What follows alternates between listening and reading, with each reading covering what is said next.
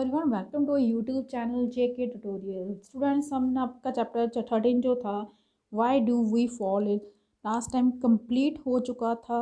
आज हम इसके सॉल्यूशन जो टेक्सचुअल क्वेश्चंस के हैं उसके बारे में डिस्कस करेंगे। आपको साथ में पेज नंबर भी दिया गया है बुक का कि कहाँ पे आपको क्वेश्चन मिलेंगे और ये किन क्वेश्चंस के आंसर हैं।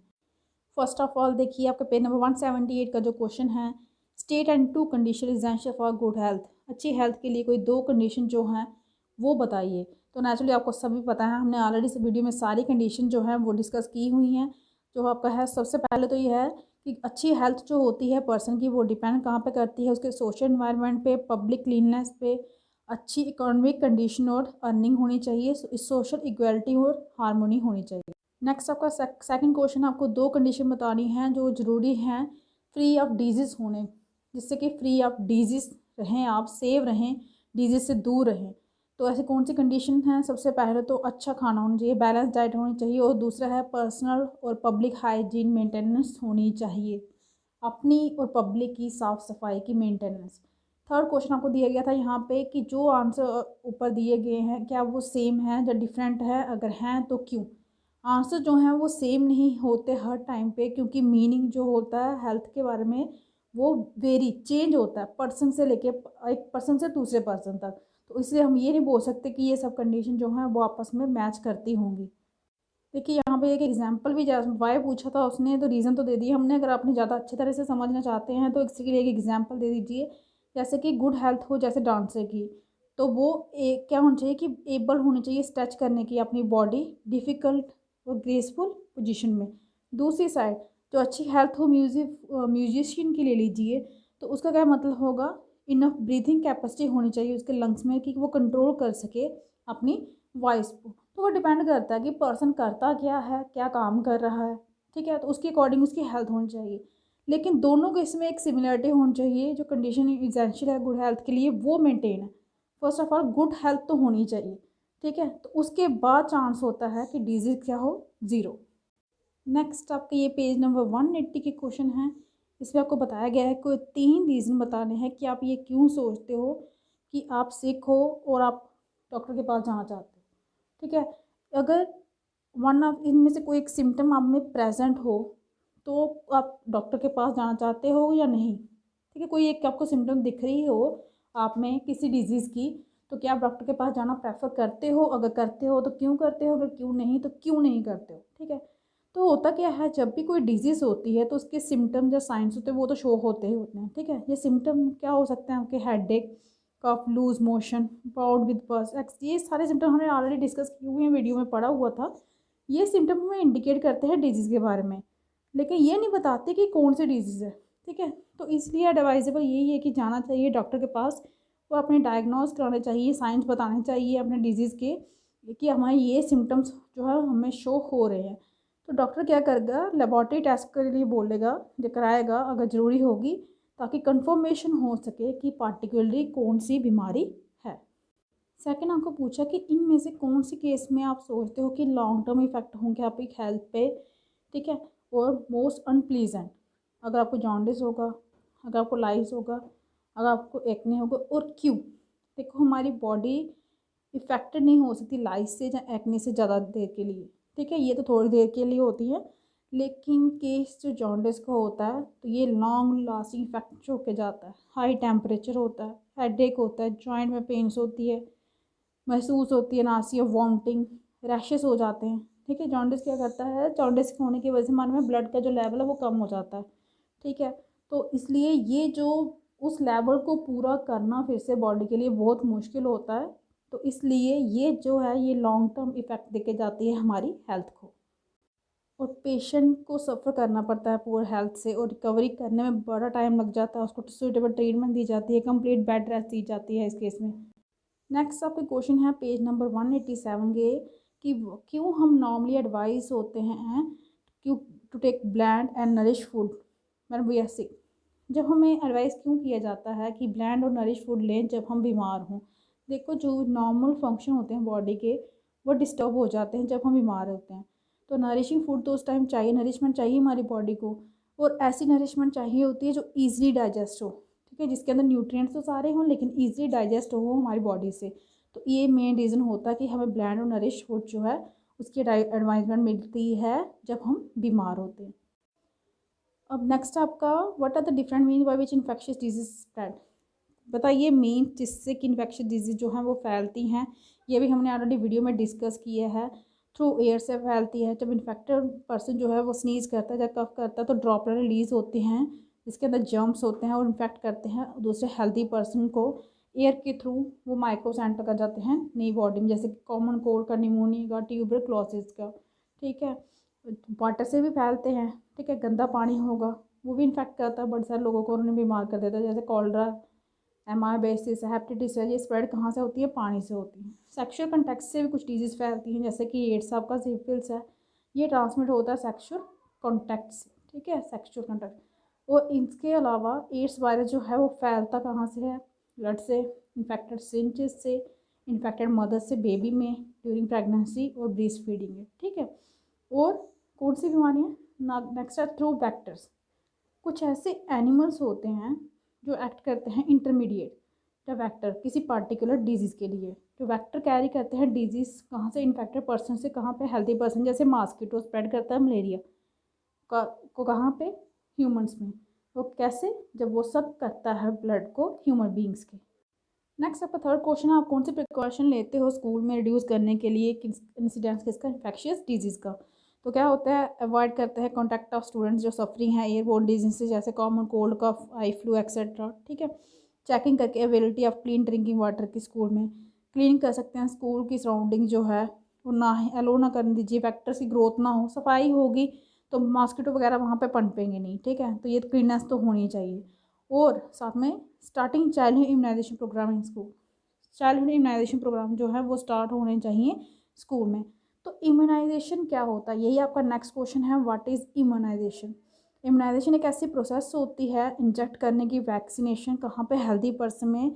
क्यों? ताकि डेवलप कर सके इम्यूनिटी किसके अगेंस्ट? डिजीज़ के। इम्यूनिटी का मतलब होता है एबिलिटी होती है ब्लड की कि वो रिकोगनाइज करे, डिस्ट्रॉय करे और एलिमिनेट करे एक्सटर्नल डिजीज़ के काजिंग एजेंट्स को। ठीक है, नेक्स्ट आपका फिफ्थ क्वेश्चन है, आपको बताने हैं इम्यूनाइजेशन प्रोग्राम्स कौन कौन से हैं जो नियरेस्ट हेल्थ सेंटर जो हो गई हमारी लोकेलिटी के वहाँ पे अवेलेबल हों, और इनमें से कौन सी बीमारियाँ हैं जो मेजर हेल्थ प्रॉब्लम है आपके एरिया की। अब इम्यूनाइजेशन प्रोग्राम कौन से होते हैं? इन्फेंट्स के लिए होते हैं, ये इंजेक्शन बताए गए हैं, OPT, BCG, polio, measles, MMR, ये इंजेक्शन लगते हैं छोटे बच्चों को, इन्फेंट्स को। चिल्ड्रन के लिए टाइफॉइड, टीटी, टेटनस का, DT, small pox and TAB के। प्रेग्नेंट वुमेन के लिए टीटी और हेपेटाइटिस बी की। ठीक है, और जो डिजीज़ होती है टाइफाइड, पोलियो, मीजल्स, टेटनस, ये मेजर हेल्थ प्रॉब्लम है हमारी लोकेलिटी की। तो प्रिवेंट करने के लिए इन डिजीज़ को हमारी गवर्नमेंट ने इनिशिएट किए हैं, स्टार्ट किए हैं इम्यूनाइजेशन प्रोग्राम सारी की सारी कंट्री में। और जो इंजेक्शन जो होते हैं ये मोस्टली फ्री लगते हैं सारे गवर्नमेंट सेंटर्स में। ये आपके एक्सरसाइज के क्वेश्चन यहाँ से स्टार्ट होते हैं। आपने यहाँ पे ये बताना है कि how many times did you fall in the last one है, पिछले एक साल में आप कितनी बार बीमार हुए हो, वो बीमारी क्या थी। तो सोचिए कौन सा चेंज जो हुआ है आपके हैबिट्स में आया है अवॉइड करने के लिए अपनी इलनेस को। कोई ऐसा चेंज बताइए जो आप विश करते हो कि आपकी सराउंडिंग में हो ताकि आप अवॉइड कर सको इस बीमारी से बचने के लिए। तो यहाँ पे आप अपनी किसी भी डिजीज़ को कोई आप एग्जांपल दे के कर सकते हो। मैंने ये जस्ट ये बताया है कि आई फेल ट्वाइस, 2 बार पिछले साल में बीमार हुआ हूँ। और डिजीज़ क्या थी? पहले मैं सफ़र हुआ डायरिया से और सेकेंड टाइम डेंगू का फीवर। वो चेंजेस मैं कौन सा लाना चाहता हूँ अपनी हैबिट्स में जो आए हैं इस डिजीज़ के बाद, मैंने प्रोटेक्ट किया माई सेल्फ, मैं करूँगा नियर फ्यूचर में। और मैं इसे ड्रिंक करूँगा क्लीन प्योर वाटर, वॉश करूँगा हैंड्स जो अपने खाने से पहले। नेचुरली डायरिया हुआ तो ये चीज़ें तो ध्यान में रखनी पड़ेंगी। और मैं क्लीन सराउंडिंग में रहूँगा जहाँ डिजीज़ स्प्रेडिंग वैक्टर जो है वो खुद को मल्टीप्लाई ना करे।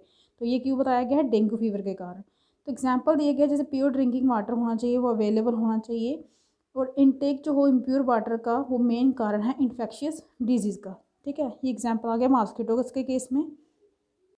नेक्स्ट आपका क्वेश्चन है, डॉक्टर होते हैं, नर्स, हेल्थ वर्कर जो हैं कितने एक्सपोज होते हैं सिक पीपल में कम्युनिटी के अकॉर्डिंग। तो आप ये सोचिए, क्या फाइंड कीजिए कैसे ही या शी अवॉइड करते हैं, अपने आप को कैसे बचाते हैं। अब देखिए कोरोना हो रहा था, डॉक्टर ने कैसे अपने आप को बचा के रखा है। ठीक है, डॉक्टर, नर्स हो या हेल्थ वर्कर हों, वो एक प्रिकॉशंस लेती हैं ताकि वो खुद बीमार ना हो। सबसे पहले इम्यूनाइजेशन डन होती है, इन्फेक्शियस डिजीज़ के अगेंस्ट, बैलेंस डाइट लेते हैं स्ट्रेंथ करने के लिए अपने इम्यून सिस्टम को, डिस्पोज ऑफ करते हैं ब्लड सैंपल को, यूरिन स्टोर को केयरफुली ताकि उनके जम्स जो हैं वो ज़्यादा एक्सपैंड ना हो, फैले ना, मास्क पहने रहना, डायग्नोज करते टाइम किसी का माउथ या चेस्ट की इन्फेक्शन, अपने हाथ को धोना, बार बार ग्लव्स पहन के रखना, ठीक है, चाहे वो माइंड कोई भी वो कर रहे हों, कोई सर्जरी कर रहे हों।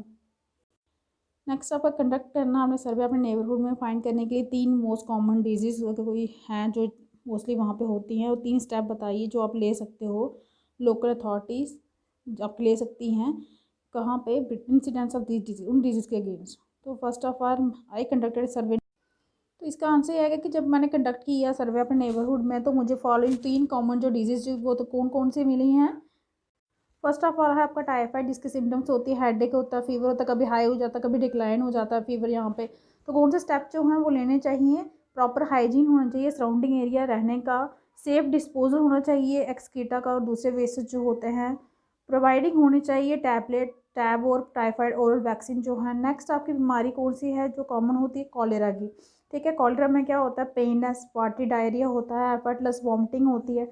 और कौन से स्टेप्स जो हैं वो ध्यान में रखने पड़ते हैं, बेटर सैनिटरी कंडीशन हो चाहिए कम्युनिटी की, प्रोविज़न होना चाहिए क्लीन और प्यूरीफाइड ड्रिंकिंग वाटर, प्रोवाइड होना चाहिए स्टैंडर्ड कॉलरा वैक्सीनेशन लोकेलिटी में। नेक्स्ट आपका डेंगू फीवर, ये तो कॉमन डिजीज़ के बारे में बात की है। नेक्स्ट आपका जो डेंगू फीवर है उसमें सिम्पटम क्या होते हैं, हाई फीवर होता है, हेडेक के साथ वीकनेस होती है, जॉइंट पेन होती है। तो स्टेप कौन से लेने हैं, मेंटेनेंस करनी है अपने हाइजीनिक कंडीशन अपनी कम्युनिटी की, प्रिवेंट करनी है मॉस्किटो की ब्रीडिंग ना हो, ठीक है। Public awareness programme against mosquito borne disease के ये चलाने चाहिए। नेक्स्ट 6 क्वेश्चन आपका कि एक बेबी है वो नहीं बता सकती, आप बता सकते हैं अपने केयर टेकर को कि वो बीमार है, ठीक है। तो कौन सी चीज़ें जो हमें हेल्प करती हैं ये पता करने पे कि बेबी बीमार है और बीमारी क्या है। तो सिम्टम्स जो हेल्प करते हैं ये बताने में कि बेबी सिक है, रेडनेस हो जाती है बच्चे की, आई की ड्रूपिंग गहरी लगती है, आई कंटिन्यूसली वो रोना स्टार्ट कर देते हैं बच्चे, और हाई टेम्परेचर हो जाता है किसका, बॉडी। और साइंस जिससे हमें पता चलता है कि क्या बीमारी है, high fever, headache, muscular pain, feeling होती है, शिवरिंग होती है मलेरिया के केस में, लूज मोशन के केस में क्या होता है, स्टोमक पेन होती है, ठीक है, वो इंडिकेट करता है डायरिया होगा, रेडनेस और परसिस्टेंट रबिंग होती है इसकी जिससे पता चलता है आई फ्लू है, पेल हो जाता है स्किन का colour, yellow urine, yellow ice से वो इंडिकेट करती है जॉन्डिस। तो डॉक्टर सजेस्ट करते हैं लेबॉरेटरी टेस्ट के लिए, अगर फीवर हो, अगर इनमें से कोई भी सिम्टम ना हो तो क्या पता, मतलब अगर कोई सिम्टम्स मिले तो पता चल जाता है कौन से काइंड की जो है सिकनेस है। अगर ये सिम्टम्स आपको शो ना हो रहे हो तो लेबॉरेटरी टेस्ट जो है वो मस्ट है उस केस में। नेक्स्ट आपको ये बताना है कौन सी कंडीशन है जिसमें पर्सन जो है वो लाइक टू फॉल सिक, ठीक है, बीमार होते हैं, और जब वो रिकवरिंग होते हैं मलेरिया से, जहाँ वो रिकवर हो मलेरिया से और टेकिंग केयर के लिए रखा गया हो, सफ़र कहाँ से हो, चिकन पॉक्स से, जहाँ वो क्या हो कि रिकवर हुआ हो मलेरिया से तो उसको केयर रखनी होगी सामान को कि जो सफ़र है हो जाएगा चिकन पॉक्स से। जहाँ she is on 4 day fast, 4 दिन के फास्ट के बाद रखे आफ्टर रिकवरिंग फ्रॉम मलेरिया, तो उस वहाँ पे ध्यान रखना पड़ता है कि कहीं इसको चिकन पॉक्स ना हो जाए। क्यों, ये सिर्फ मतलब कंडीशन वो पूछी हैं कि कौन सा पर्सन है जो जिसके बीमार होने के ज़्यादा चांसेस होते हैं, ठीक, कौन सी कंडीशन है, ये कंडीशंस आपको दी हैं। तो कंडीशन जो सी है कि पर्सन जो है वो कब होगा, रीज़न यही है इसका ये क्योंकि जब मलेरिया हुआ हो तो बॉडी क्या हो जाती है, वीक हो जाती है, ठीक है, और बॉडी का जो फ्लूइड होता है वो लॉस हो गया होता है। तो उस कंडीशन में अगर वो 4 दिन का फास्ट रखेंगे तो उसकी जो रिकवरी है मलेरिया से वो वीकनेस से रिलेटेड वो होकर हो जाएगी, ठीक है, मतलब वीकनेस उसको ज़्यादा हो जाएगी, रिकवरी होगी नहीं, और वो और क्या हो जाएगा, वीक हो जाएगा, ठीक है।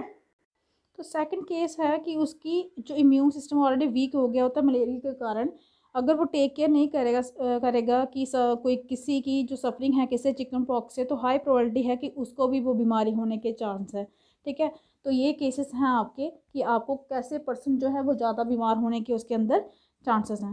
नेक्स्ट आपका कौन सी ऐसी कंडीशन है जिसमें आपको लगेगा कि आपके बीमार होने के ज़्यादा चांसेस हैं, जब एग्जामिनेशन आते हैं तब, जब जहाँ फिर आप जब ट्रैवल करते हैं बस से ट्रेन से 2 दिन के लिए, जब आपका फ्रेंड जो है सफरिंग है मीजल से।